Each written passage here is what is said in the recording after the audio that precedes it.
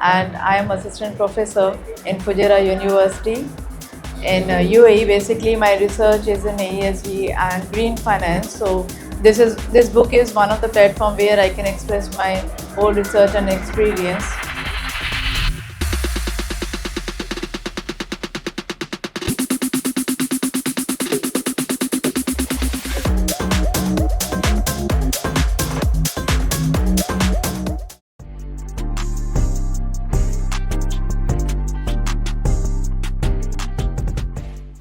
Hello everyone, my name is Anjali and I am from the team of Pen and Paper Publications. So today we welcome Dr. Priyanka Verma, the author of book Risk, Return and Resilience, the three pillars of sustainable green finance.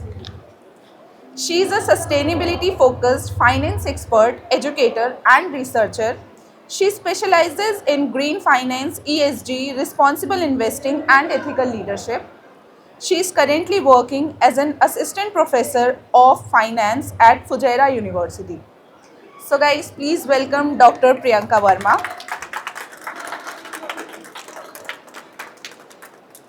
Now ma'am, I would like you to tell us something about yourself and please also let us know that how you are feeling today sitting here at the World Book Fair 2026 where your own book is at the display. Please ma'am. Thank you so much.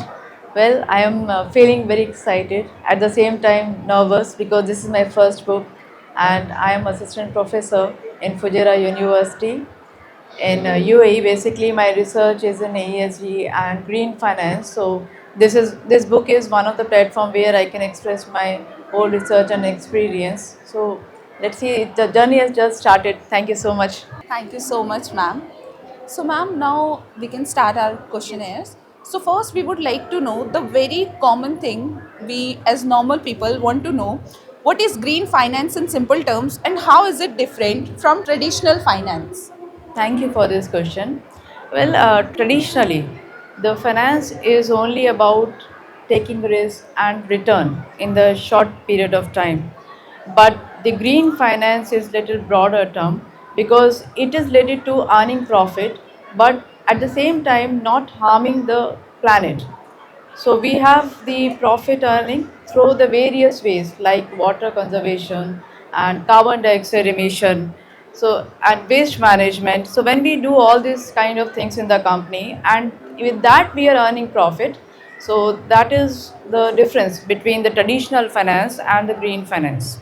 So both are in the finance way, both are taking profit, but there is a difference in both. Yeah. Okay ma'am. So ma'am, now we would like to know why is green finance important today, especially for economies like India?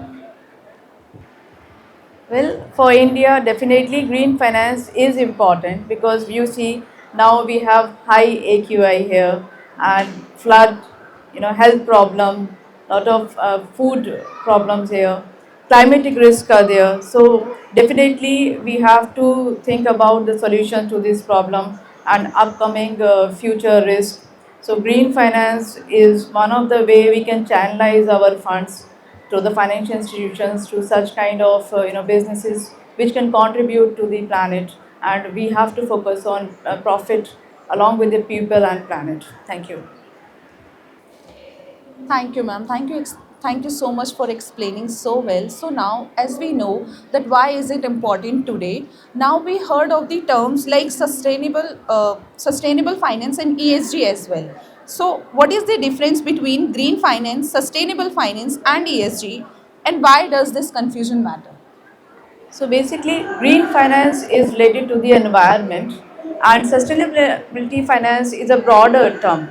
So it doesn't include only environment, include the environment, social and governance, and ESG is a tool to to implement this green finance. Yeah.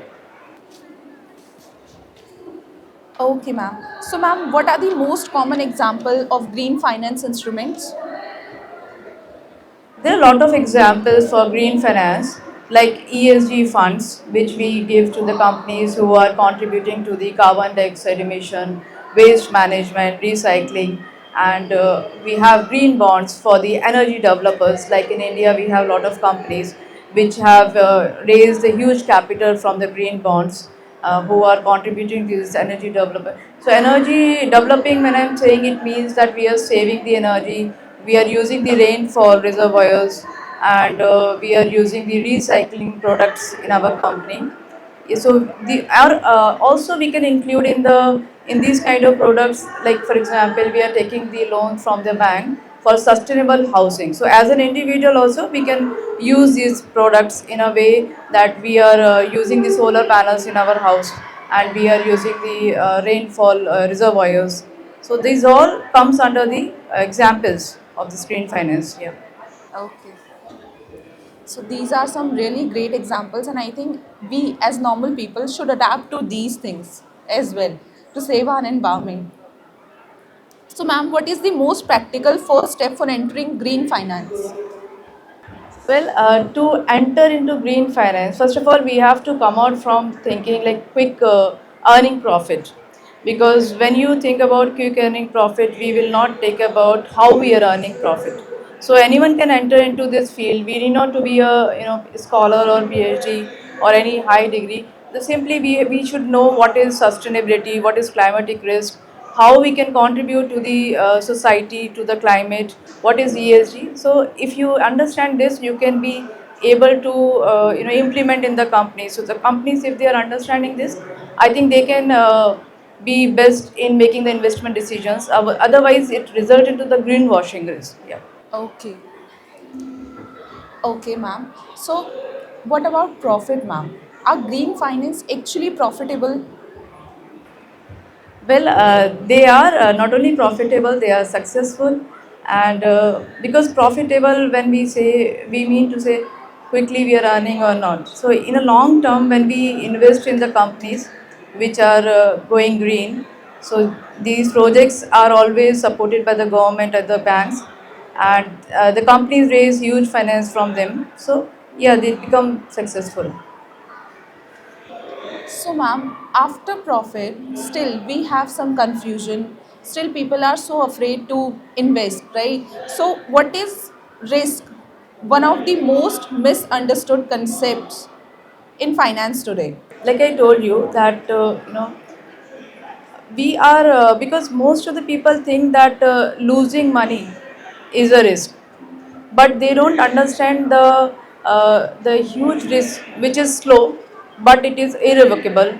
We cannot come out of it. Like for example, climatic risk which is going, sudden policy changes which makes the companies weaken in executions of their planning, and supply chain management risk. So these risks are huge, which we often overlook. Then the profitable risk which comes quickly. Yeah. So, ma'am, what are the biggest risks associated with green finance? Biggest risk, as I told you in your earlier question, is a green washing risk. So basically, companies pretend that they are doing green financing, they are applying the green finance, they are using the ESG, but in reality, ground they do not do. The claim is there that we are doing green finance, but when the measures are very weak, because there are different organizations who are measuring these ESG risks and the sustainability. There is no centralized information till now. So that's why sometimes this is a risk that they are able to show, pretend, but in reality, the check we can say, or measurability we can say, it is weak right now. Yeah. Okay. So, ma'am, now we would like to know where does decision making usually go wrong in green projects?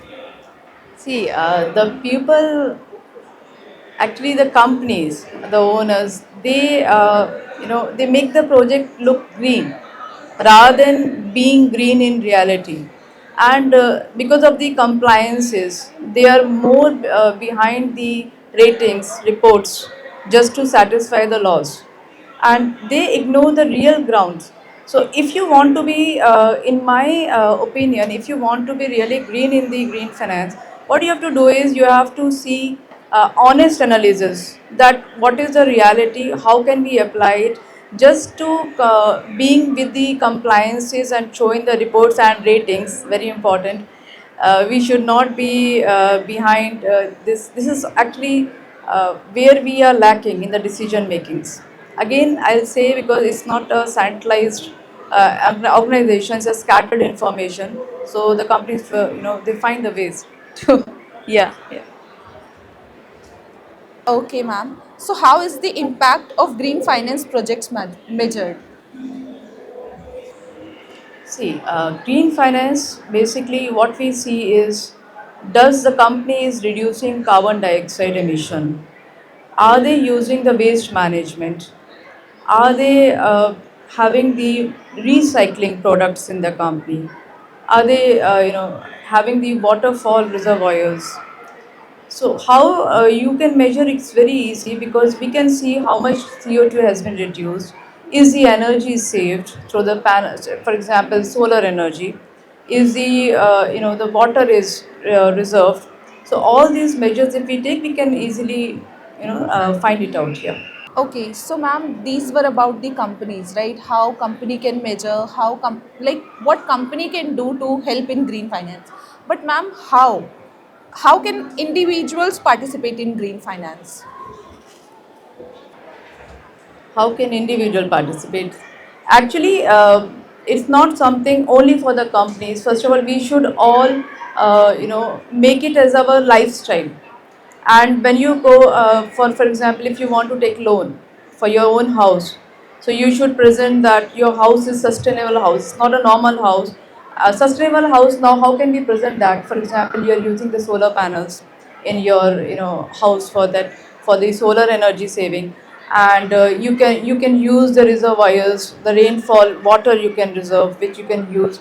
So now, for example, the biogas is one of the good example. We can use the ESG bonds, ESG funds for the financial institutions. Then green bonds we can invest. Yeah.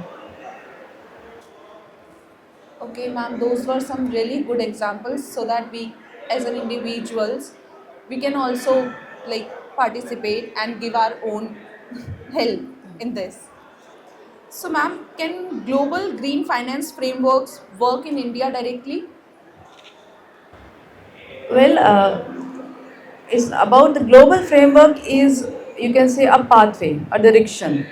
But when it comes to the country, particular country, India or any other country, we have different climatical conditions, economical condition, social condition. So we can use this framework, but customized to our country.